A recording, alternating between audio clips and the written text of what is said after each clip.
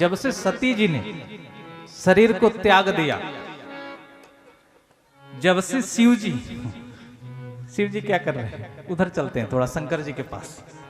जब ते सती जाई तनो त्यागा, जब ते सती जाई तनो त्यागा, जब ते सती जाई तनो त्यागा, जब ते सती जाई तनो त्यागा, तब ते शिव मन भयउ विरागा, तब ते शिव मन भयउ विरागा, जपहि सदा रघुनायक नामा, जपहि सदा रघुनायक नामा, जपहि सदा रघुनायक नामा, जपहि सदा रघुनायक नामा, जहाँ तहाँ सुनहि राम गुण ग्रामा, जहाँ तहाँ सुनहि राम गुण गामा। शिव जी जब से सती मैया अपने शरीर को त्याग दी, जब से शंकर जी बैरागी वेश में, और इस धरती पे जहां तहां सुना ही राम गुण गाना, वो राम कथा सुनते हैं और राम जी का नाम स्मरण कर रहे हैं। जब से सती जी ने शरीर छोड़ दिया, शंकर जी राम कथा के बड़े प्रिय हैं। राम कथा सबसे पहले शिव जी ने ही तो बोला, ये शंकर जी की रचना है। रामचरित मानस यही नाम। राम मने राम, चरित्र मने राम का, मानस मने मन, ये शंकर जी का मन है रामायण जी। पाई सुसमय शिवासन भागा, इस समय पाकर पार्वती जी से इस कथा को कही थी, वही तो रामायण जी है। ये शंकर जी का हृदय है रामायण जी। शंकर जी राम राम जपते हैं और इस धरती पे राम कथा सुन रहे हैं जब से सती मैया ने शरीर छोड़ दिया। लेकिन अब शिव जी ने विचार किया कि बहुत दिन घूमते हो गया, अब एक जगह बैठकर कहीं अस्थाई राम राम करें। बहुत दिन हो गया घूमते इधर उधर, तो शिव जी ने सलाह बनाई एक जगह बैठ के राम राम करेंगे, आप कहीं घूमेंगे नहीं। भगवान शिव जी एक जगह स्थित हुए तो शंकर जी तो सदा ध्यान में रहते हैं, आपको पता है समाधि उनकी। बाबा है तो आत्म स्वरूप हैं, सदा आत्मा में लीन रहने वाले हैं। योगी जोगी जटिल अकाम मन, योगी हैं वो, सदा ध्यान में रहते हैं। बाबा ने राम जी के ध्यान में लीन हो गए, वहां राम जी प्रकट हो गए। लेकिन हृदय में भगवान की छवि है तो बाबा की आंखें नहीं खुल रही, तो भगवान ने अपनी छवि अंदर से हटा दी राम जी की। जब अंदर से भगवान राम की छवि हटी तो शिव जी की निगाह खुल गई, राम जी कहाँ गए। तो राम जी देख रहे सामने खड़े हैं राम जी। शंकर जी ने राम जी को प्रणाम किया, क्योंकि राम जी शिव जी के इष्ट हैं, भगवान हैं, उनको भगवान मानते। शिव जी के राम जी के साथ 3 रिश्ता है, 3। सुनो साहब, सुनो कथा सुनो। शिव जी के साथ राम जी की कितनी रिश्ता है? 3। पहला इष्ट, उनके इष्ट हैं, भगवान है। शिव जी राम जी को भगवान मानते हैं। दूसरा स्वामी, तीसरा सखा। स्वामी भी है, सखा भी है और इष्ट भी है, भगवान भी। 3 रिश्ते, 3 तरह से मानते हैं। तो राम जी जब प्रकट हुए तो बोले, भोले बाबा मैं आपको राम कथा सुनाने आया हूं। कथा कथा सुनोगे आप? बोले बाबा गुरुदेव भगवान, मेरा तो बहुत सौभाग्य होगा कि आपके मुंह से कथा सुनने को अवसर प्राप्त होगा, मैं तो धन्य धन्य हो जाऊं। ये तो हमारा सौभाग्य है कि आप स्वयं कथा सुनाने आए। प्रभु आपने बहुत कृपा कर, आज मैं धन्य धन्य हूं। तो शंकर जी ने कहा प्रभु ये तो मेरा सौभाग्य है कि आप अपने मुंह से कथा सुनाने आए। प्रभु सुनाइए सुनाइए। तो शंकर जी को राम जी ने कौन सी कथा सुनाई? राम कथा सुनाई ना, कौन सी कथा सुनाई? पार्वती की कथा सुनाई। जब से सती मैया पार्वती के रूप में जन्म ली और सती पार्वती ने जो तप किया, वो कथा शिव जी को राम जी ने सुनाई। बाबा आपके सती जो शरीर छोड़ गई थी, उन्होंने ऐसे जन्म लिया है, ऐसे उन्होंने कठोर तप किया है। और जब ये कथा उनको सुनाई, बोले अब कथा सुनाने के बाद दक्षिणा, दक्षिणा होता है। बोले आपको हमने कथा तो सुना दी, लेकिन आप मुझे दक्षिणा दोगे ना साहब? कथा का फल जब ही मिलता है जब कथा वक्ता को दक्षिणा दिया जाए। सुनने का फल जब है। तो शिव जी से कहा, बोले अब तुम दक्षिणा दो। बोले प्रभु आप मांगिए, जो आप मांगोगे वही दो। राम जी ने कहा, बोले दोगे? संकल्प करो। बोले मांगिए प्रभु, जो आप मांगोगे वही मिलेगा। जाय विवाह शैलज, आप जाकर पार्वती से विवाह करो। ये दक्षिणा, ये दक्षिणा में मांगा कि आप जाकर, पार्वती ने इतना कठिन तप किया है, आप जाकर उनसे विवाह करो। देखो साहब, ये राम के आज्ञा है, स्वामी की आज्ञा है। और देखो साहब, जो राम के आज्ञा से होता है वो सब ठीक होता है। जिसको राम आज्ञा कर दे कि तुम जाओ ये करो, वो कभी निष्फल नहीं होता, वो होता है तो अच्छा होता है। इसलिए भगवान शंकर ने कहा, आप भगवान हैं मेरे, लेकिन आपकी आज्ञा का मैं टाल तो नहीं सकता। ठीक है, आप कह रहे हैं तो आपकी आज्ञा सिरोधार है। लेकिन राम जी ने कहा, इसको सिर पे न रखो, इसको हृदय में रखो। बोले प्रभु वो क्यों? बोले तुम्हारे सिर से गंगा जी बहती है, कहीं हमारी आज्ञा भी न बह जाए, इसलिए इसको दिल में रखो। प्रभु शंकर जी ने कहा, आज्ञा तो चलो प्रभु आपके हृदय में रख लेता हूं, हम आपको ही अपने हृदय में बैठा लेता हूं, और आप चाहे विवाह कराओ, चाहे जो मर्जी कराओ, तुम हमारे हृदय में बैठ जाओ और तुम जो चाहो वो करा लेना जाओ। इसलिए राम ने भगवान शिव के हृदय में स्वयं विराजमान, इसलिए तो राम के इष्ट शिव जी के इष्ट राम है, और राम जी के इष्ट भी शिव जी। ये भी सुन लो, एक दूसरे इष्ट है। शिव जी राम राम जपते हैं और राम जी शंकर जी का ध्यान करते हैं। राम जी ने जब लंका में चढ़ाई करने से पहले रामेश्वर की स्थापना की ना, 12 ज्योतिर्लिंगों में से पहले तो भोले बाबा का ही आशीर्वाद लिया, फिर लंका पे जो हुआ वो तो बाद में हुआ। समुद्र पार कर भगवान ने रेत के समुद्र किनारे रेत से शिवलिंग बनाया और उसकी पूजा किया, और भगवान शिव वहां प्रकट हुए और उनका आशीर्वाद लिए, फिर रावण के लंका में जो भी उनको करना। क्योंकि दूसरी बात एक और भी है, क्योंकि रावण का भी आशीर्वाद किसका है? रावण पे भी आशीर्वाद। रावण किसका चेला है? शंकर जी का। और चेले के पास जाने के पहले गुरु से तो आशीर्वाद लेना पड़ेगा ना साहब। इसलिए शिव जी, रावण शिव जी को गुरु मानता है और इधर राम के भी इष्ट शिव जी हैं, इसलिए राम ने शंकर को पूजा किया और शिव जी का आशीर्वाद लिया।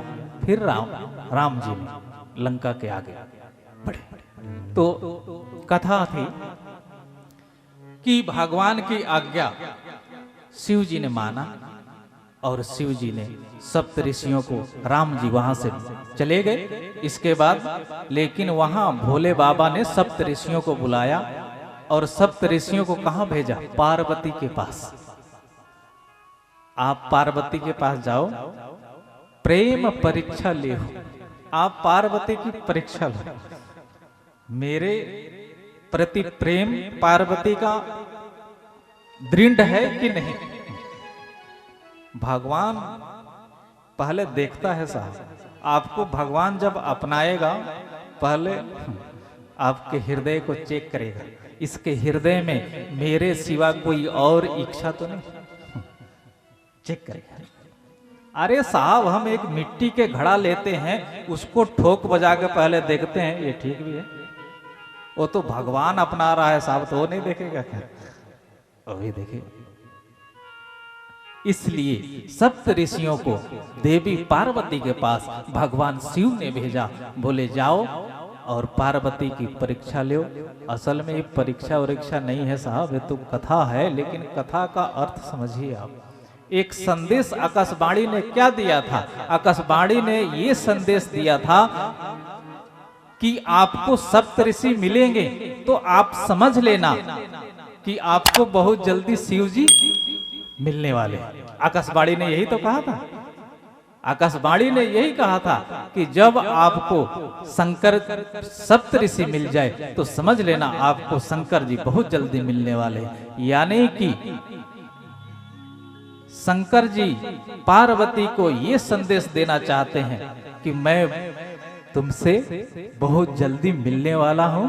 और सप्त ऋषि पार्वती के पास गए हैं और पार्वती के पास जाकर क्या बोले हैं?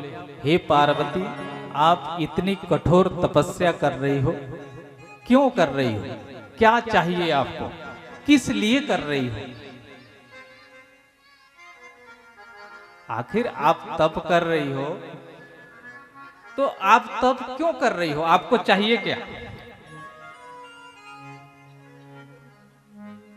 तो पार्वती ने कही कि हम भगवान शिव को प्राप्त करना चाहते, वो भी पति रूप।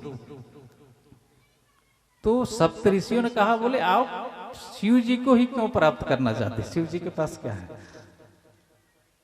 वो तो आजकल भगवान शिव जी वैरागी वेश में शमशान में रहते हैं, भिक्षा करके खाते हैं, ना घर है ना बार है। आपको कहाँ रखेंगे? आपको कहाँ रखेंगे? जिसके घर ना हो वो कहाँ रखेगा पत्नी? बोले पार्वती ने कही, क्या कही? सप्त ऋषियों ने कहा, उनको छोड़ो, आपका विवाह भगवान नारायण बैकुंठपति से करा देते हैं।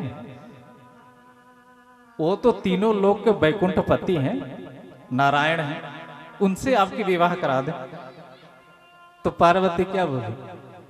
जन्म लग रगर हमारे, जन्म लग रगर हमारे, जन्म लग रगर हमारे, जन्म लग रगर हमारे, परऊ समुन्नत रहूं कुंवारे, परऊ समुन्नत रहूं कुंवारे, परऊ समुन्नत रहूं कुंवारे,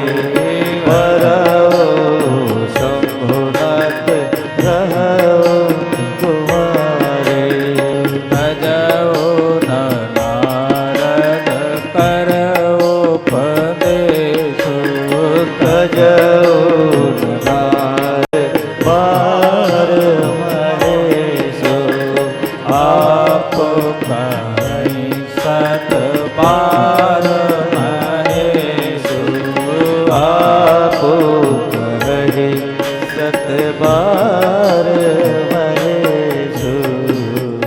पार्वती ने क्या जवाब दिया?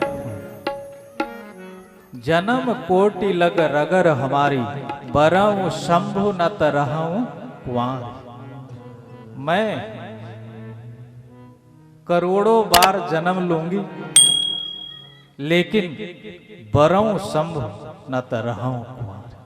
करोड़ों बार जन्म लेना पड़े, करोड़ों बार जन्म लूंगी, तप करूंगी मर जाऊंगी, जन्म लूंगी तप करूंगी मर जाऊंगी, लेकिन बरऊं शंभु न तरहूं कुंवारी। वर्ण करूंगी तो भगवान शिव को, नहीं 100 बार जन्म लेना पड़े और मरना पड़े ये मंजूर है। देखो साहब, इस चौपाई का अर्थ क्या है? ये इष्ट को प्राप्त करने की, बरऊं शंभु जो भगवान होता है, जिसका जो आपका इष्ट है, एक ही इष्ट होता है, भगवान एक को मानिए समझ, लेकिन हमारा अलग अलग दिन का अलग अलग भगवान है। सोमवार को शिव जी, मंगलवार को हनुमान जी, बुधवार को फलाना जी, वीरवार को केला जी, शुक्रवार को संतोषी माता, शनिवार को शनि जी। अलग अलग दिन का हमारा अलग अलग देवता। लेकिन पार्वती क्या कह रही? बोले बरऊं शंभु न तरहूं कुंवारी। मिलूंगी तो, प्राप्त करेंगी तो शिव को, अन्यथा मैं अपने गुरु नारद के वचन को त्याग नहीं सकती। और देखो साहब, जिसको गुरु के वचनों पे विश्वास होता है, जो गुरु के वचनों पे विश्वास करके चलता है, उसको भगवान मिलता है। जिसको गुरु के वचनों पे विश्वास नहीं है, गुरु ने जो शब्द दिया उस शब्द पे जिसको विश्वास नहीं है, उसको सपने में भी भगवान नहीं मिलता। ये पार्वती कथा सीखो आप। एक कथा यही बता रही कि एक भगवान का भजन करो, चाहे दूसरा भगवान आकर आपके पास खड़ा हो जाए और बोले मांग तुझे क्या चाहिए, लेकिन उस भगवान को बोले कुछ नहीं चाहिए। चाहिए किससे? जिसका मैं भजन कर रहा हूं, उसी से चाहिए, तुमसे नहीं चाहिए। मनु शत्रुपा ने 23,000 बरस तक तप किया राम को प्राप्त करने के लिए, लेकिन वहां ब्रह्मा भी आए, शिव जी भी आए, बोले मांगो तुझे क्या चाहिए। बोले मुझे कुछ चाहिए तो राम से चाहिए, तुमसे नहीं चाहिए। इसलिए एक भगवान बनाओ। जीवन में एक इष्ट होता है, एक ही मंत्र होता है, एक ही ग्रंथ होता है, एक ही पंथ होता है, लेकिन हम जहां देखते हैं वही ऐसे ये भजन करने का थोड़ी लक्षण। एक भगवान को, एक साधे सब सधे, सब साधे सब जाए। एक को पकड़ो साहब, पार्वती केवल शिव जी, बस बरऊं शंभु न तरहूं कुंवारी। जब ऐसा पार्वती का कठोर निर्णय देखा सप्त ऋषियों ने, तो सप्त ऋषियों ने क्या कहा? हे देवी, आप तो जगत जननी जगदम्बा है और भगवान शिव जगत पिता है। हे मां, तुझे भगवान शिव से कौन अलग कर सकता? तुम्हें भगवान शिव से कोई अलग नहीं कर सकता। हे देवी, आपको शिव जी मिल जाएंगे। आप ये तप छोड़कर, इतना कठिन तपस्या छोड़कर आप अपने पिता के घर चले जाइए। भगवान शिव जी बहुत जल्दी आपको प्राप्त हो जाएंगे, पति रूप में प्राप्त हो जाएंगे देवी आप। लेकिन पार्वती गई नहीं, पार्वती जी गई नहीं। सप्त ऋषि कहाँ गए फिर? सप्त ऋषि गए हिमालय के पास, उनके पिता के घर, और उनके पिता को जाकर के उन्होंने भेजती। इतनी उसकी जो तप है वो दृढ़ है, निश्चय उसका दृढ़ है, इसलिए हम पार्वती को अवश्य मिलेंगे।